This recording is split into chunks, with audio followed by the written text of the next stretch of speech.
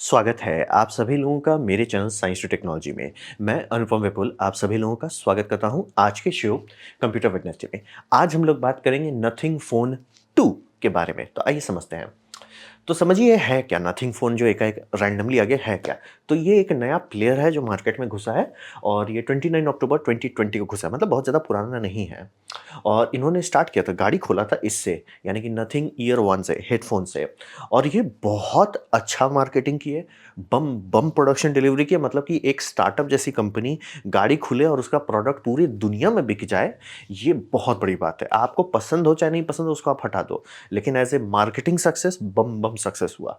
इन्होंने बहुत जल्दी अपना नाम बना लिया और इनका ये था कि इनके पास एक आइडिया था कि ये कर क्या रहे हैं, क्योंकि बहुत सारे ब्रांड्स आप देखते हो कि हम आए हैं, सर आपके पास क्या डिफरेंट है? नहीं, नहीं हम आए हैं। अरे सर क्या अलग लाए हो? तो इनके पास था कि भैया हम डिज़ाइन लाए हैं। मतलब कि एप्पल किसी को पसंद हो चाहे नहीं पसंद हो, जब शुरू-शुरू में एप्पल अपना नाम बना रहा था, डिज़ाइन पे वो बहुत मेहनत करते थे। मतलब एक-एक कर्व पे, एक-एक एंगल पे। ये एग्ज़ैक्टली वही फिलॉसफी फिर से ले आया कि हम बस बना रहे हैं बनाने के लिए नहीं, हम बना रहे हैं जिसमें डिज़ाइन है और वो लोगों को दिखा, लोगों को यूनिक चीज़ दिखा, लोगों को पसंद आया, लोग खरीदे। और इन्होंने पहला फ़ोन उतारा 12 जुलाई 2022 को, ये नथिंग फ़ोन 1। और नथिंग फ़ोन 1 का भी वही लॉजिक था कि बहुत big and bold design statement है। यानी कि ये छिपा नहीं रहा अपने आप को। बाकी सारे फ़ोन का है कि सटल, चिल, नहीं, नहीं, मैं हूँ।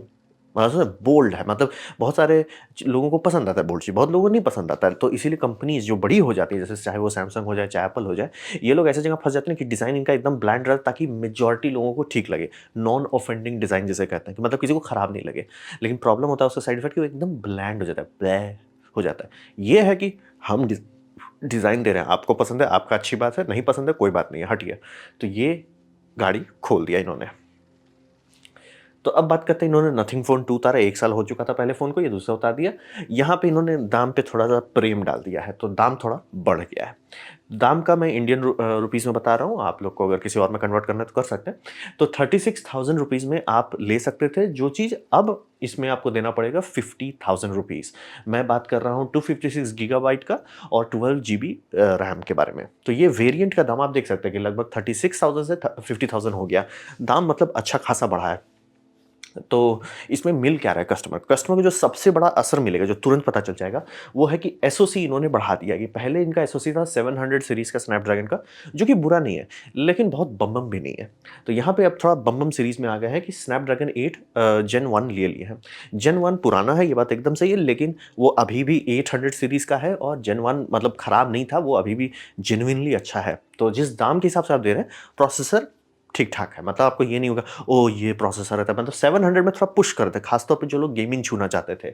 लेकिन स्नैपड्रैगन 8 प्लस में किसी को ये दिक्कत नहीं होगा, तो एसओसी पे सबसे ज़्यादा पैसा गया है, तो ये सेंस बनता है। दूसरी बात है, इनका स्क्रीन जो है, डिस्प्ले जो है, डिस्प्ले में अब इन्होंने एलटीपीओ टेक्नोलॉजी डाल दिया है। एमोलेड के पीछे का जो ड्राइवर सर्किट समझिए, उसके लिए अलग इंजीनियरिंग की जाती है, जिसे हम लोग कहते हैं एलटीपीओ। तो उसका फ़ायदा ये होता है कि जितने भी आप स्क्रीन्स देखते हैं ना, उसको सेटिंग्स में रखना पड़ता है कि वो 60 हर्ट्ज़ पे चल रहा है, 30 हर्ट्ज़ पे चल रहा है, सेटिंग लॉक रहता है। यहाँ पे ये समझ लीजिए, इसको वेरिएबल रिफ्रेश रेट दे देता है, जो कि बहुत लो तक जा सकता है, यानी कि 1 हर्ट्ज़ तक जा सकता है। तो बोले ऐसा क्यों करना चाहते हैं? एमोलेड हाई रिफ्रेश रेट देता है, बहुत बढ़िया बात है, लेकिन वो बिजली भी तो उतना ही खाता है और बिजली आपके पास लिमिटेड है क्योंकि बैटरी पे आप चल रहे हो। तो आप जितना रिफ्रेश रेट इतना घटा दो, जैसे मान लीजिए आप एक फ़ोटो ले लिए, ठीक है? फ़ोटो आप देख रहे हो, कुछ सेकंड के लिए देख रहे हो, लेकिन उस कुछ सेकंड में अगर वो ज़बरदस्ती का 120 फ्रेम रेंडर कर रहा है वर्सेस सिर्फ़ 1 फ्रेम, सर आप छू नहीं रहे हो, मैं क्या करूँगा फालतू का वेस्ट करके? तो काफ़ी एनर्जी बचने लगता है।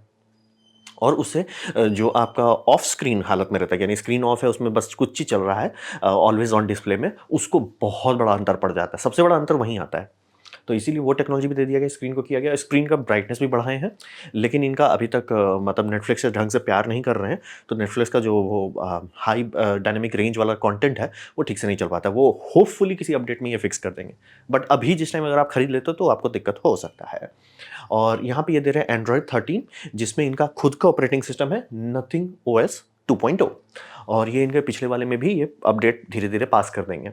और कैमरा में भी मेन बूस्ट दिया गया है। तो फ़ोन में समझिए मेन खर्चा आप दे रहे हो प्रोसेसर बढ़ाने का। दूसरा सबसे बड़ा जो असर पता चलेगा, वो डिस्प्ले आपका जेनुइनली अच्छा कर दिया गया। ऑडियो भी काफ़ी इम्प्रूव्ड है, जो लोग मतलब ये ऐसा है कि अब आप इसको किसी भी फ्लैगशिप के बगल में रखेंगे, ऐसा नहीं होगा, अरे यार ये तो कुछ नहीं है, ऐसा नहीं होगा।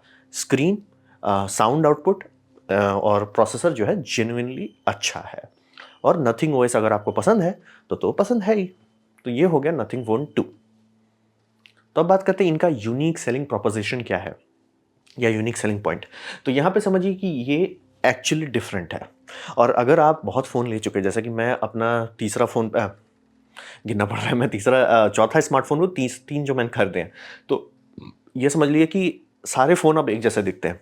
तो काफ़ी लोगों को रहता है कि यार फ़ोन अब मैच्योर हो चुका है, मतलब ज़्यादा कुछ हुआ नहीं होना है फ़ोन में। तो उस हालात में लोग कुछ नया खोजने लगते हैं और ये आराम से सोचता है मुझे कोई लेना-देना नहीं। वो हो सकता है ऐसे भी लोग हैं, लेकिन बहुत लोग ऐसे भी होंगे जिनको यार कुछ अलग दो यार, मतलब एक ही, मतलब समझ रहे हैं, एक ही चीज़ खा-खा के बोर हो गए हैं। तो ये उसी जगह पे है कि इनका डिज़ाइन जो है पूरा बॉडी में, फ़ोन में, सॉफ्टवेयर में, हर चीज़ में डिज़ाइन लैंग्वेज है बोल्ड। यानी कि आपको पसंद है, बहुत अच्छी बात है, नहीं पसंद है, हम सॉरी नहीं बोलेंगे। आपको हम बदसूरत दिखते हैं, वो आपका प्रॉब्लम है, हमको सॉरी बोलने की ज़रूरत नहीं है। तो वही बोले, नॉन ऑफेंडिंग की जगह पे ये एकदम बोल्ड बना दिया कि हम हैं, आपको पसंद है लीजिए, नहीं पसंद है रोइए मत। दूसरी बात, इसमें जो ग्राफीन जो इनका मतलब ये एलईडी डाले थे, उसका इंटीग्रेशन डीप कर दिए हैं। मतलब कि वो गाड़ी उन्होंने खोला था, मतलब कंपनी का फिलॉसफी है कि फ़ोन आपके लाइफ के अंदर नहीं घुस जाना चाहिए। कि आप खाना खा रहे हो उस टाइम फ़ोन देख रहे हो, दोस्तों के साथ तो फ़ोन देख रहे हो, हर चीज़ जो मतलब कहते हैं ना, फ़ोन आपकी लाइफ को एकदम लूट लिया है।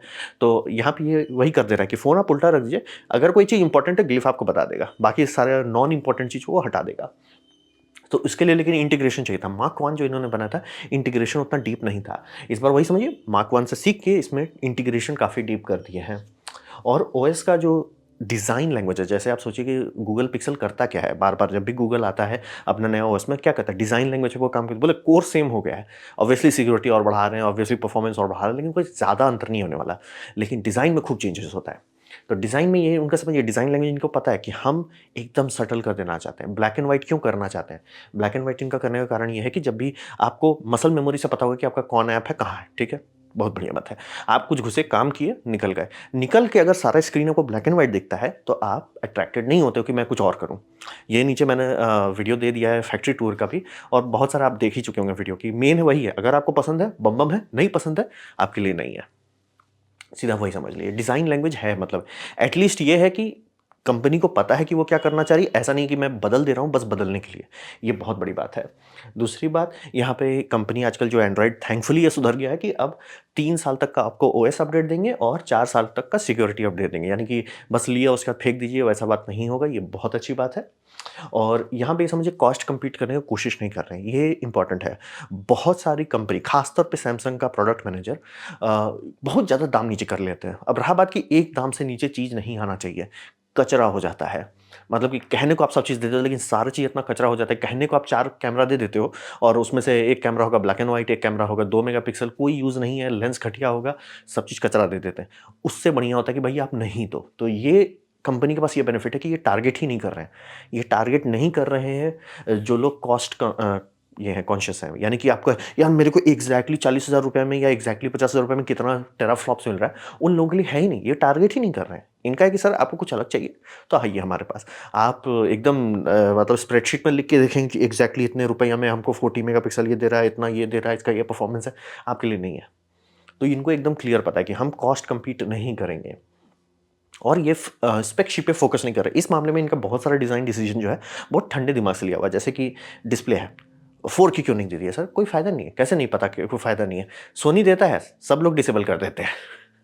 वो वही वाली बात होती है कि बहुत सारी चीज़ होता है, स्पेक दे देते, ये दे देते, वो दे देते, ना जी ना, चिल, ठंड रखो। फुल एचडी अभी भी इतनी सुन जगह में फुल एचडी बहुत है, हष्ट-पुष्ट तंदुरुस्त है, तो ज़बरदस्ती का नहीं डाल रहे हैं।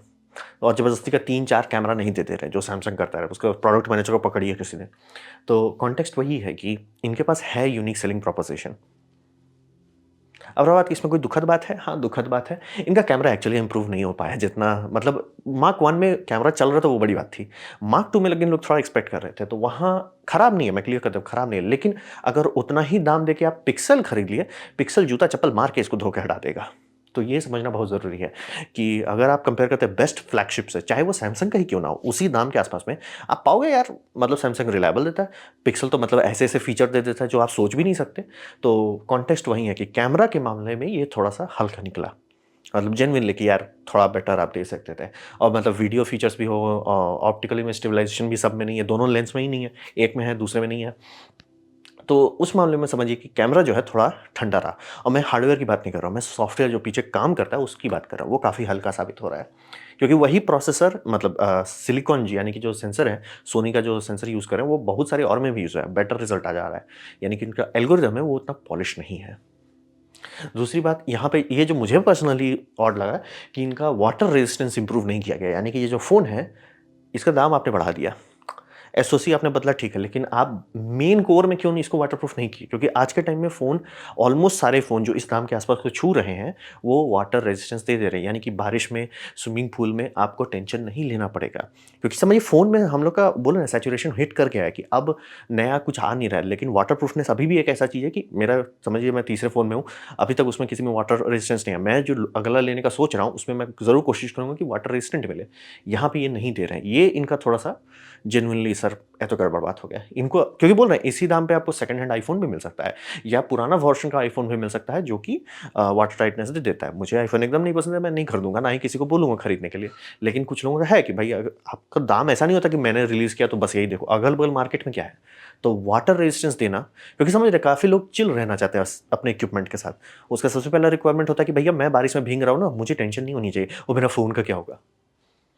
तो ये जेनुइनली थोड़ा-सा मुझे वाटर टाइटनेस मतलब कैमरा से उतना दिक्कत नहीं क्योंकि मैं जानता हूँ कि गूगल पैसा पानी की तरह बहाता है उतना रिफाइन करने के लिए। ये नहीं दे पा रहे कोई बात नहीं है। वाटरप्रूफ दे सकते थे सर, वाटरप्रूफिंग आप कर सकते थे, वो आपने नहीं किया, वो मुझे अंदर से बुरा लगा। रहा बात कि इनका जो कॉस्ट है क्यों बोले ना हर चीज़ है मार्केट में, वो उतना ईज़िली पैलेटेबल नहीं है कि आपको दे देते हैं, लेकिन क्या वो वर्थ है? क्योंकि एक होता है ना गिमिक के लिए लेना, एक होता है दिखाने के लिए लेना, एक होता है ना कि यार अच्छा चीज़ है बस थोड़ा-सा महँगा है, वैसा नहीं है इसका मतलब कॉस्टिंग अगल-बगल को देखते हैं तो। तो यहाँ पे वही आ जाता है कि उतना पैलेटेबल नहीं है और मुझे जेनुइनली गुस्सा लगता है, ये एंड्रॉइड के बोल रहे हैं ना हर मैन्युफैक्चरर का प्रॉब्लम है, खासतौर पे सैमसंग के वो प्रोडक्ट मैनेजर का, कि रैम का वेरिएंट क्यों देते हैं ये लोग? क्योंकि रैम का वेरिएंट देने से दिक्कत होता है कि सॉफ्टवेयर डेवलपर जो है वो फंस जाता है। जैसे कि अब अगर आपने रैम वेरिएंट दिया इस फ़ोन के लिए जिसमें 8 जीबी है, 12 जीबी है, तो कॉल ऑफ ड्यूटी वाला जो टीम है वो खरीदेगा 8 जीबी वाला उसी के लिए ऑप्टिमाइज़ करेगा। आपका फालतू का जो 12 जीबी वाला खरीद भी लिया वो यूज़ नहीं कर पाएगा। इसीलिए मतलब मोबाइल फ़ोन कंसोल की तरह ज़्यादा होता है। इसीलिए एप्पल कभी भी रैम ऑप्शन नहीं देता। रैम ऑप्शन एकदम देना भी नहीं चाहिए। जैसे कि इस मामले में बोल रहा हूँ सैमसंग वर्स्ट है, क्यों? वो आपके रिव्यूअर्स को दे देगा मॉडल दे देगा 8 जीबी रैम वाला। स्टार्टिंग का प्राइस जो बताएगा वो 4 जीबी रैम वाला होगा।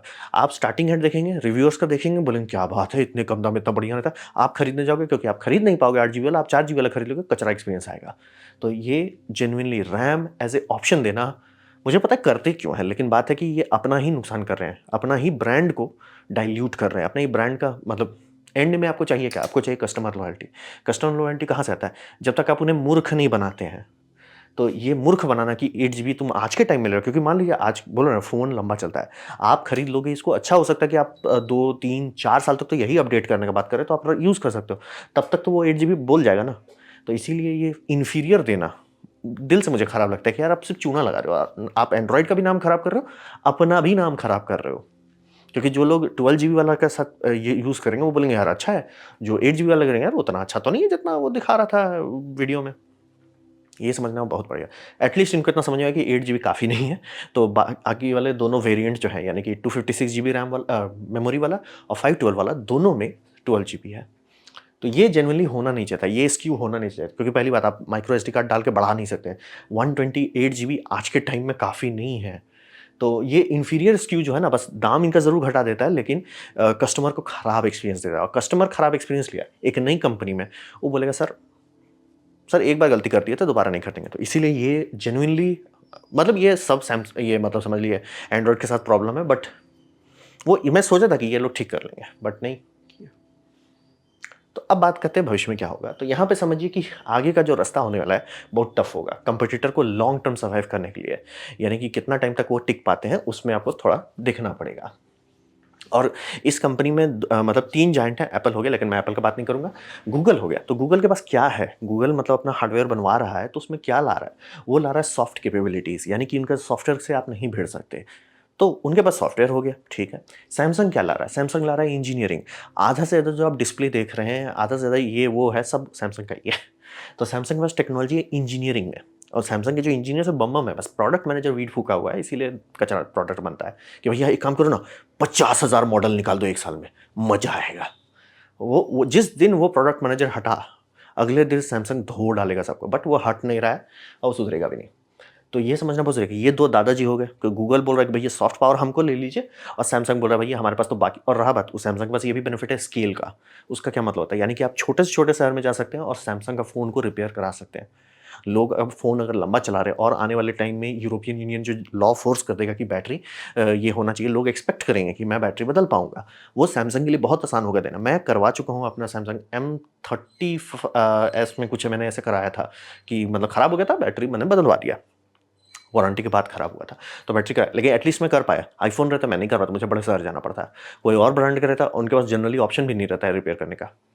तो सैमसंग के पास है, पावर है। अब बचा बाकी सब क्या हो गया? बाकी सब में जैसे आप मोटोरोला ले लो, सोनी ले लो, आसूस ले लो, ये सब लड़ रहे हैं। ये सब इतना छोटा हुआ कर रहे हैं कि ये सब अदर्स में गिनाते हैं। बहुत छोटा में चले गए। तो बात वही समझिए कि इस कंपनी को लॉन्ग टर्म टिकने, शॉर्ट टर्म की बात नहीं कर रहा, शॉर्ट टर्म वो टिक जाएँगे। लॉन्ग टर्म जैसे कि वो ना हो कि वन प्लस जैसा गाड़ी खुला था, ओए वन प्लस, ओए होए होए! फिर धीरे-धीरे फिर अब तो बिकता भी उतना नहीं है जितना पहले बिक रहा था। सेल्स का फिगर उन्हीं के साइड से दिखाया जा रहा है, उतना बम-बम नहीं है जितना। और ये सब समझिए, ये सब ब्रांड ये हैं, क्या बोलते हैं आपका, स्टॉक मार्केट में तो इनको ईयर ओवर ईयर ग्रोथ दिखाना होता है। स्टैग्नेंट भी दिखा दिए तो समझिए इनका टिकट कट सकता है। और ये समझिए पूरा मार्केट है, इंडियन मार्केट, इसका स्मार्टफ़ोन का जो सेल्स है कंपेयर टू 2022 वर्सेस 2023, ये 2023 का क्वार्टर 1 है। आप देख सकते हैं घटते जा रहा है। बहुत बड़ा अंतर आ गया, मतलब कि ग्रैंड टोटल देख सकते हैं कि सब ब्रांड की बैंड बज रही है। इसमें देखिए सैमसंग बड़ा है, दूसरा है एप्पल, और उसके बाद आपका एमआई है, फिर हो गया आपका ओप्पो, फिर वीवो हो गया, और बचे कुछ अदर्स में बाकी सब आते हैं। तो ये समझना बहुत ज़रूरी है। इस कंपनी को पहले तो मुझे वो जेनुइनली खराब लगता है कि गंदा SKU देते ही क्यों हो? मत दो, कस्टमर को खराब एक्सपीरियंस आ जाएगा तो वो खराब एक्सपीरियंस आपके नाम से जुड़ देगा। वो थोड़ी सोचेगा बैठ के कि मैंने तो मतलब ये 8 जीबी लिया था इसीलिए मुझे खराब मिला था। वो तो आपसे ही बोले ना कि अगर आपको पता था 8 जीबी में काम नहीं होता है तो दे क्यों रहे हो? और आपको पता है कि नहीं होगा काम, इसीलिए आप 12 जीबी बनाए हो। तो शांति से 12 को कर दो ना, कि भैया 12 से नीचे हम नहीं देंगे। हमको पता है कि हम आपको बहुत गया गुजरात दे देंगे, भले आप खरीद लोगे लेकिन आप हमें ही गाली दोगे। हाँ, हमारा भी नाम खराब होगा, अब हमको कस्टमर लॉयल्टी की जगह जूता-चप्पल मिलेगा। तो ये जेनुइनली मैं थोड़ा एक्सपेक्ट कर, और वाटर टाइटनेस दे सकते थे, ये कोई मैजिकल चीज़ नहीं है, वो दे सकते थे, नहीं दिया। तो कॉन्टेक्स्ट यही है कि आने वाला टाइम इन कंपनी के लिए टफ होने वाला है। बोल रहे हैं बैटल ग्राउंड बहुत टफ होने वाला है। तो ये था मेरा प्रेजेंटेशन नथिंग फ़ोन 2 के बारे में। उम्मीद करता हूँ आपको अच्छा लगा, कुछ सीखने मिला, कुछ समझ में आया। अगर ऐसा है लाइक कर दें, दूसरा शेयर कर दें, उससे मेरा काफ़ी भला होगा। नहीं अच्छा लगा, नहीं पसंद आया, कोई बात नहीं, आप डिसलाइक दबा सकते हैं। मैं कहूँगा डिसलाइक 2 बार दबाएँ, उससे मुझे पता चलेगा कितना नापसंद हुआ है। मैं आपसे कहूँगा कि कमेंट लिखें, मैं हर कमेंट को पढ़ने की कोशिश करता हूँ। आपसे कहूँगा सब्सक्राइब कीजिए, बेल दबाइए अगर आप फ्री हैं तो। आप मेरा वीडियो देखकर जॉइन कीजिए, बहुत खुशी हुई। धन्यवाद।